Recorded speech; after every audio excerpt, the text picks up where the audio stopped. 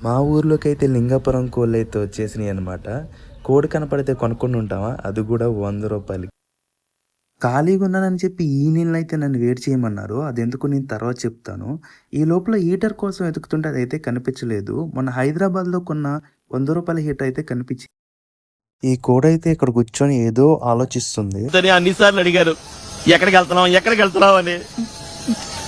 నీకు అసలు ఏం రైట్స్ ఉన్నాయండి మమ్మల్ని ఇంటికి తీసుకొచ్చి చంపడానికి? ఇందాక మనం వేడి చేసుకున్న వాటర్‌ని అయితే ఒక బకెట్‌లో పోసుకొని, ఆ కోడినైతే ఆ బకెట్‌లో ముంచి బాగా నానపెట్టి, దానికున్న బొచ్చయితే పీక్కోవాలనమాట. కోడికున్న చిన్న చిన్న బొచ్చు పోదు కాబట్టి, మనం పొయ్యి మీద అయితే కొద్ది రవ్వయితే కాల్చుకోవాలనమాట. కాల్చుకున్న కోడిని బయటకైతే తీసేసి 'కాంచన' మూవీలో హీరోలాగా పసుపయితే రాసేసుకోవాలనమాట. 'ఓజీ' సినిమా చూస్తే అది హిట్టా? ఫ్లాపా? అని అయితే కిందయితే కామెంట్ చేసేయండి. బ్లాక్ బాస్టర్ అవ్వాలని మీతో పాటు నేను కోరుకుంటున్నాను.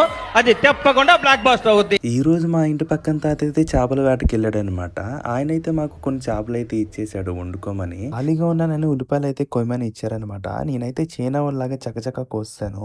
ఒక పక్కన కోడి మాంసం, ఒక పక్కన చేపల కూర అయితే పెట్టేశాను. ఏమో కాకి, చేపల వాసనకేమో పిల్లి మా ఇంటికైతే వచ్చేసాయి అనమాట.